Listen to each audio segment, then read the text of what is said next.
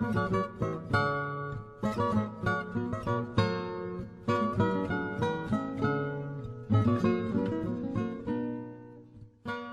everyone.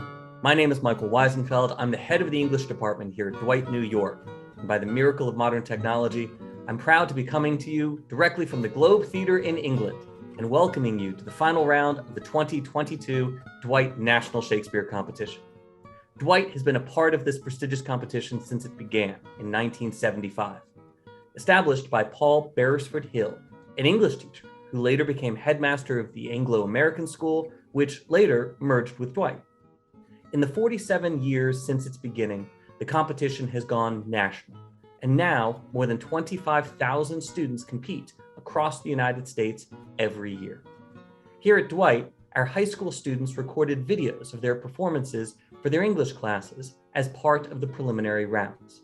Select students then advanced to the semifinal round, judged by all the teachers in the English department.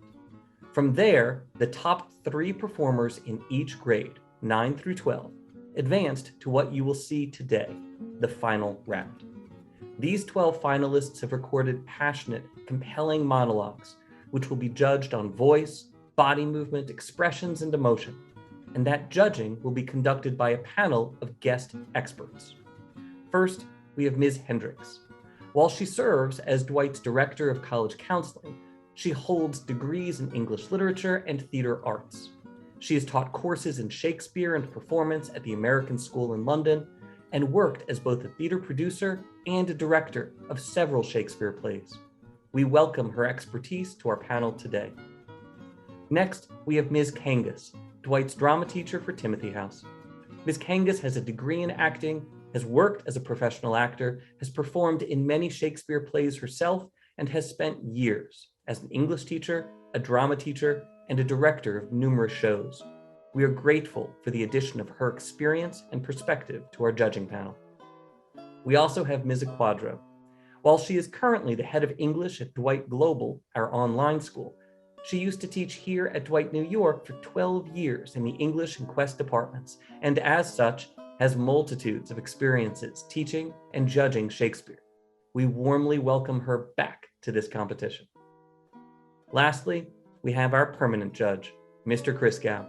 He grew up in the theater. He has directed Dwight's productions for 2 decades. He himself has acted in more than a dozen Shakespeare plays, and his expertise, as always, anchors our judging panel for this competition. Now that we know the setup, let's raise the curtain on these performances. We begin with our 9th grade finalists, and a play that all students who have been through our 10th grade English course know well, Julius Caesar, one of Shakespeare's most famous tragedies. Caesar is the dictatorial leader of the Roman Empire, who was famously assassinated. In this scene, Brutus, Cassius, Casca, and other conspirators have already killed Caesar, and we are at the funeral. Mark Antony, Caesar's protege and friend, gives a speech pointing out to the gathered people the cloak or the mantle that Caesar was wearing. And specifically, he points out the tears in it from each stab by the conspirators. He uses this passion and imagery to sway the crowd against them. Here, for the first monologue of the competition this year, as Mark Antony, is McPhee Gleason. If you have tears, prepare to shed them now. You all do know this mantle. I remember the first time Caesar ever put it on. 'Twas a summer's evening, in his tent, that day overcame the Nervi. Look, in this place ran Cassius's dagger through. See what a rent the envious Casca made. Through this, the well-beloved Brutus stabbed, and as he plucked his cursed steel away, mark how the blood of Caesar followed it, as rushing out of doors to be resolved if Brutus so unkindly knocked or no. For Brutus, as you know, was Caesar's angel. Judge, O gods, how dearly Caesar loved him. For this was the most kindest cut of all. For when the noble Caesar saw him stab, ingratitude, more strong than a traitor's arms, quite vanquished him.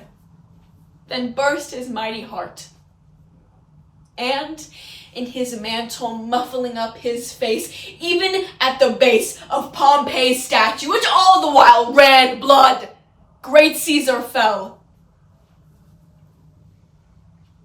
Oh, what a fall was there, my countrymen! We quickly move from tragedy to comedy with the play A Midsummer Night's Dream, all about the delight and difficulties of love, much of it spurred on by mischievous fairies in a magical forest. Here, a spell has been cast on two men. As a result, they wake up from sleeping and find themselves instantly in love with a woman named Helena. The problem is that they didn't love Helena before they fell asleep, and Helena knows that. In fact, they loved a different woman named Hermia. Helena knows that too. Helena has always felt second best to her close friend Hermia. So when both men claim to suddenly love her instead of Hermia, Helena naturally thinks it's a prank. This monologue is her emotional reaction to them. To perform it here, we have Louisa Dyer. Oh, spite o' hell! I see you all are bent set against me for your merriment. If you were civil and knew courtesy, you'd not do me thus much injury. Can you not hate me, as I know you do, but you must join in souls to mock me too? If you were men, as men you are in show, you not use a gentle lady so, to vow and swear and super praise my parts, when I'm sure you hate me with your hearts. You both are rivals and love Hermia, and now both rivals to mock Helena. A trim exploit, a manly enterprise to conjure tears up in a poor maid's eyes. With your derision, none of noble sort would you so offend a virgin and an extort. A poor soul's patience, all to make you sport. We stay with A Midsummer Night's Dream, and we fast forward just a bit in that same Helena scene. We just heard Helena emotionally react to the two men who suddenly and inexplicably proclaimed their love for her.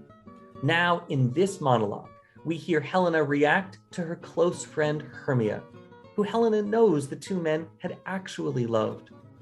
Just as Helena had expressed her hurt to the two men who she thought were playing a prank on her, she now expresses her distress and anger to Hermia directly, thinking that Hermia has betrayed their lifelong friendship and joined in on the prank against her. As Helena in this monologue, we welcome Olivia Beale. Injurious Hermia, most ungrateful maid, have you conspired? Have you with these contrived to bait me with this foul derision? Is all the counsel that we two have shared? The sisters' vows, the hours that we have spent, when we have chid the hasty-footed time for parting us, is all forgot. All school days' friendship, childhood innocence. We, Hermia, like two artificial gods, have with our needles created both one flower, both on one sampler, sitting on one cushion, both warbling of one song, both in one key, as if our hands, our sides, voices, and minds had been incorporate. So we grew together, like to a double cherry, seeming parted, but yet an union in partition. Two lovely berries molded on one stem, so with two seeming bodies but one heart. Two of the first, like coats in heraldry, do but to one and crown it with one crest. And will you rent our ancient love asunder, to join with men in scorning your poor friend? We now move to our three 10th grade finalists. And while we continue the theme of love, we move from comedy to tragedy with Shakespeare's play about those star-crossed lovers, Romeo and Juliet. In this scene, Romeo has just learned that for his killing Juliet's cousin in a sword fight, he has been thrown out, banished from his home in Verona. In this speech, Romeo claims that banishment is a penalty far worse than death, because he will be forced to live, but without his love, Juliet. As Romeo, we welcome Guy Sequeira. 'Tis torture, not mercy. Heaven is here where Juliet lives, and every cat and dog and little mouse, every unworthy thing, live here in heaven and may look on her, but Romeo may not. More validity, more honorable state, more courtship lives in carrion flies than Romeo. They may seize on the white wonder of Juliet's hand and steal immortal blessing from her lips, who even in pure and festal modesty still blush, as thinking their own kiss is sin. But Romeo may not. He is banished. Flies may do this, but I from this must fly. They are free men, but I am banished. And sayest thou yet that exile is not death? Hadst thou no poison mixed, no sharp ground knife, no sun mean of death, thou ne'er so mean, but banished to kill me? Banished! Oh, friar, the damned use that word in hell. We now move from Romeo, who doesn't want to live without love, to Orlando in Shakespeare's As You Like It, who desperately wants to live without love. In this famous comedy, Orlando loves a woman named Rosalind. But Rosalind is banished into the forest and living there in disguise as a man named Ganymede. Orlando wanders into the forest and encounters Ganymede. Without realizing that Ganymede is actually Rosalind, the woman he loves, he complains to Ganymede about Rosalind, the woman he loves. He complains that his love for her is hopeless and that he wants so desperately to be cured. Ganymede claims that he knows the cure and that he's used it before. He tells the men to pretend that he, Ganymede, is the woman they love, and then he proceeds to treat those men erratically, first lovingly, then horribly, then lovingly, then horribly, until the men simply grow frustrated out of love.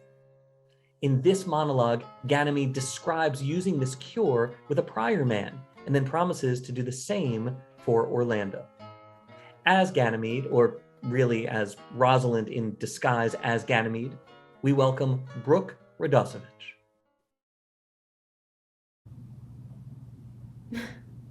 He was to imagine me, his love, his mistress, and I set him every day to woo me. At which time would I, being but a moonish youth, grieve be effeminate, changeable, longing, and liking, proud, fantastical, apish, shallow, inconstant, full of tears, full of smiles. For every passion something, and for no passion truly anything. As boys and women are for the most part, cattle of his color would now like him, now loathe him, then entertain him, then weep for him, then spit at him, that I drave my suitor from his mad humor of love to a living humor of madness, which was to forswear the full stream of the world and to live in a nook merely monastic. And thus I cured him. And now will I take upon me to wash your liver as clean as a sound sheep's heart, that there should not be one spot of love in it.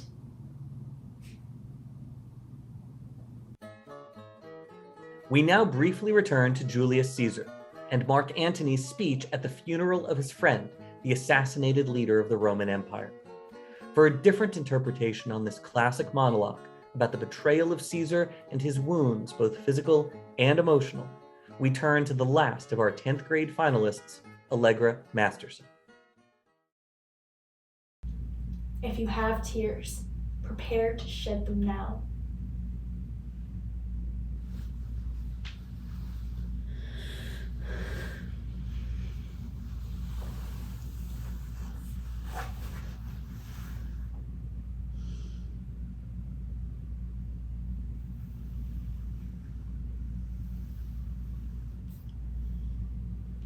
You all do know this mantle. I remember the first time ever Caesar put it on. 'Twas on a summer's evening in his tent. That day, he overcame the nervii.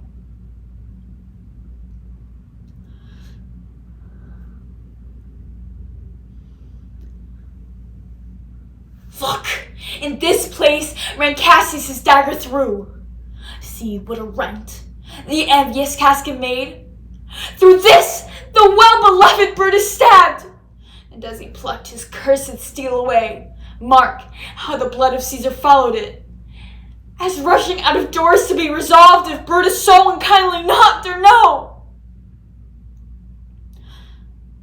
For Brutus, as you know, was Caesar's angel. Judge, oh you gods, how dearly Caesar loved him!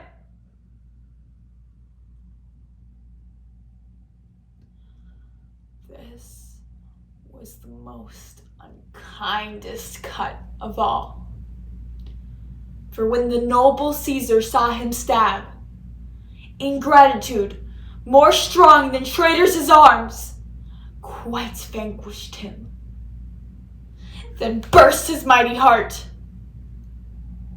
and in his mantle, muffling up his face, even at the base of Pompey's statue, which all the while ran blood, great Caesar fell.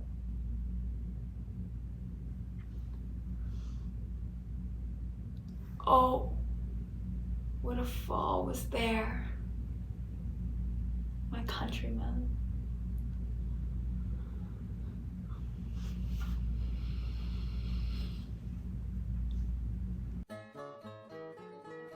While we now move to our 11th grade finalists, we remain with Julius Caesar, but we rewind a bit to before the assassination, still in the planning phase.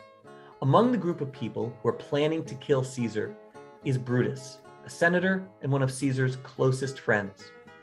Brutus's wife, Portia, has observed her husband acting anxious and strange, sneaking out in the middle of the night. In this speech, Portia begs Brutus to tell her his secrets. She argues that despite being a woman, she is worthy of his trust as she is the daughter of an honorable father, Cato, and as she has constantly shown her love and loyalty to Brutus. For this moving monologue, we turn to Kira Spahn.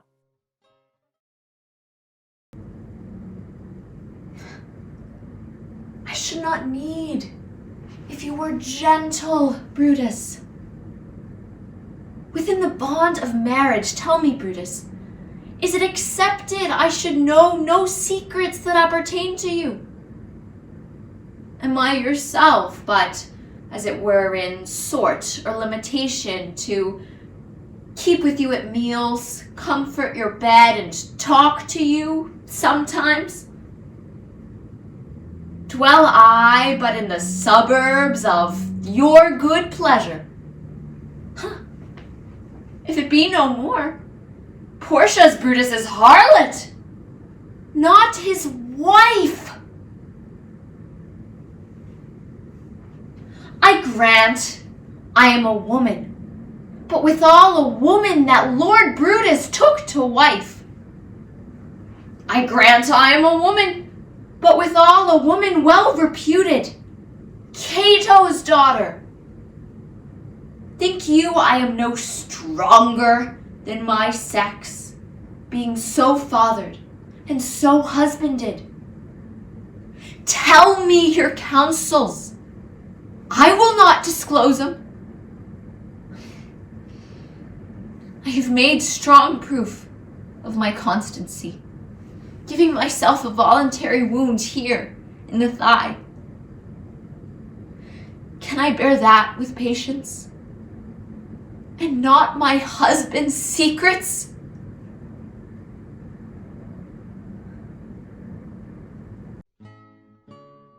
From a pleading wife, we move to an outraged sister in Measure for Measure, which is known as one of Shakespeare's problem plays because while it's mostly a comedy, it has some unusually serious elements to it.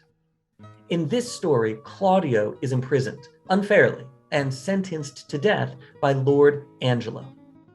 Isabella is Claudio's sister, and she goes to Lord Angelo to beg for her brother's life. Lord Angelo agrees to spare Claudio's life, but only if Isabella, who is about to become a nun, agrees to spend a night with him.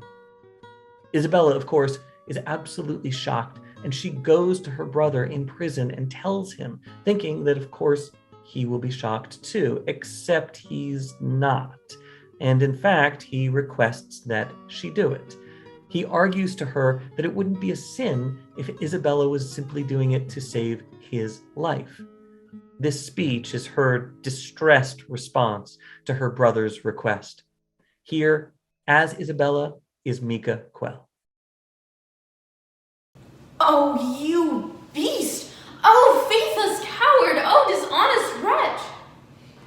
Wilt thou be made a man out of my vice? Is not a kind of incest to take life from thine own sister's shame? What should I think? Heaven shield my mother played my father fair. For such a warped slip of wilderness ne'er issued from his blood. Take my defiance, die, perish. Might but my bending down reprieve thee from thy fate, it should proceed. I'll pray 1,000 prayers for thy death. No word to save thee. Oh, fie, fie, fie! Thy sin's not accidental, but a trade. Mercy to thee would prove itself a bog. 'Tis best thou diest quickly. We now return to Romeo and Juliet, with Romeo's speech about how being banished from Verona and being forced to live without Juliet is a punishment for him far worse than death. For an alternate interpretation of this famous monologue, we welcome the last of our 11th grade finalists, Lily Ventura. 'Tis torture, and not mercy. Heaven is here, where Juliet lives, and every cat and dog and little mouse, every unworthy thing may live in heaven and look on her, but Romeo may not. More validity, more honorable state, more courtship lives in carrion flies than Romeo. They may siege on the white wonder of dear Juliet's hand and steal immortal blessings from her lips, who even and pure and vestal modesty still blush, thinking their own kisses sin. But Romeo may not. He is banished. Flies may do this, but I from this must fly. They are free men, but I am banished. And sayest thou, yet exile is not death. Has no poison mixed, no sharp ground knife, no sudden mean of death, thou near so mean. But banished, to kill me, banished. Oh! Friar. The damned use that word in hell.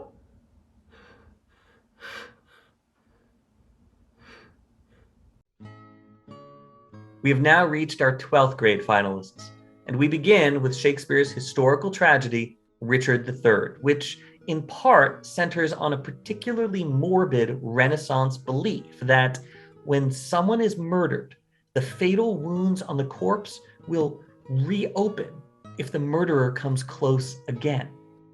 In this play, Lady Anne suffers the murder of both her husband and her husband's father, King Henry, with both murders having been committed by the title character Richard.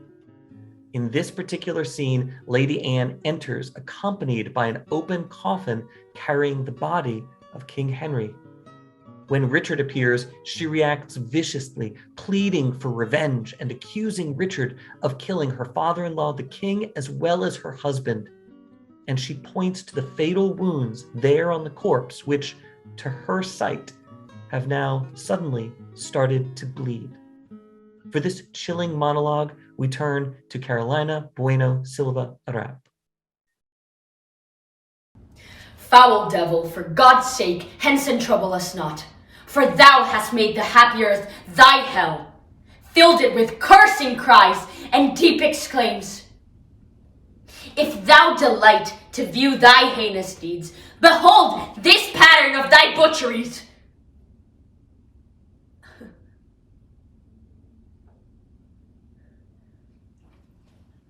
Oh, gentlemen, see dead Henry's wounds open their congealed mouths and bleed afresh. Blush, thou creature of foul deformity, for 'tis thy presence that exhales this blood from cold and empty veins where no blood dwells. Thy deeds, inhuman and unnatural, provokes this deluge most unnatural. O God, which this blood madest, revenge his death. O earth, which this blood drinkest, revenge his death. Either heaven with lightning strike the murderer dead, or earth gape open wide and eat him quick. As thou hast swallowed up this good king's blood, which his hell-governed arm hath butchered. From the dramatic dread of Richard III, we move to the comedy of Twelfth Night, teeming with mistaken identities and complicated love triangles. Here, Sebastian and his friend Antonio have been shipwrecked and seek the help of a local lord. But on the way to the lord, everyone Sebastian passes mistakes him for someone named Cesario. He doesn't know who Cesario is, and he certainly doesn't know that Cesario is actually Sebastian's own sister, who also got shipwrecked and disguised herself as a man, thus ending up looking like her brother Sebastian. Sebastian also doesn't know that a beautiful noble lady has fallen in love with his sister disguised as Cesario. So he's understandably confused when this beautiful noble lady, who Sebastian himself has never before seen and doesn't know at all, suddenly showers him with adoration and asks him to marry her. In this monologue, Sebastian questions whether he's losing his grip on reality or is simply the luckiest man alive. Here, as Sebastian, is Rory Paltridge.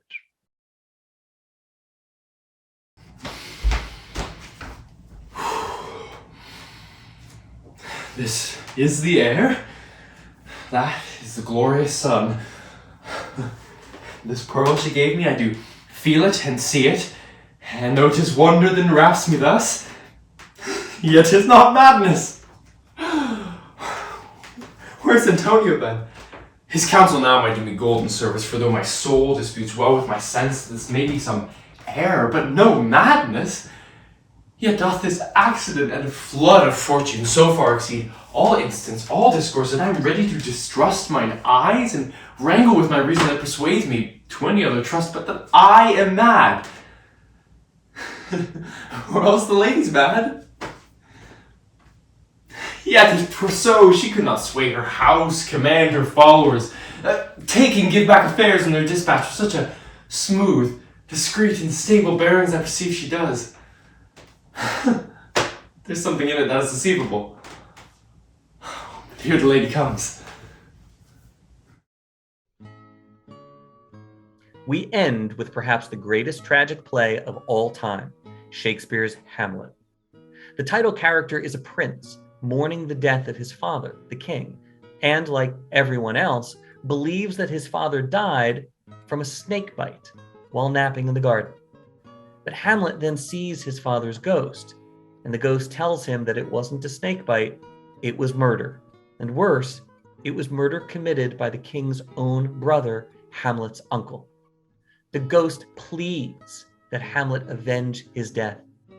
In this scene, Hamlet, who is a thoughtful but emotional and indecisive man, he is torn over whether he is a coward for being hesitant to exact that vengeance against the villain, his own uncle, who murdered his father. For this final monologue of the competition, we turn to Bernardo Sequeira. Am I a coward? Who calls me villain? Breaks my pate across, plucks off my beard and blows it in my face, tweaks me by the nose, gives me the lie in the throat as deep as to the lungs. Who does me this? Swoons, I should take it. For it cannot be but I am pigeon-livered, and lack gall to make oppression bitter, or ere this I should have fatted all the region kites with this slave's offal. Bloody body villain. Remorseless, treacherous, lecherous, kindless villain. Oh, vengeance!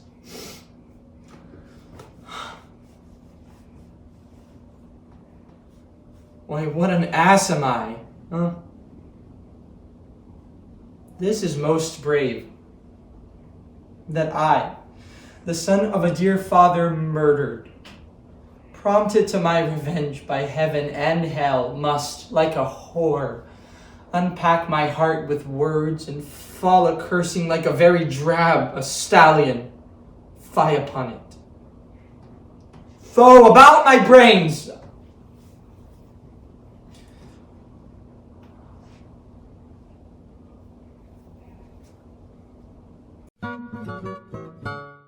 We've now reached the end of our performances. I need to thank our guest judges, Ms. Hendricks, Ms. Kangas, Ms. Aquadro, and Mr. Chrisgap for their time and their expertise.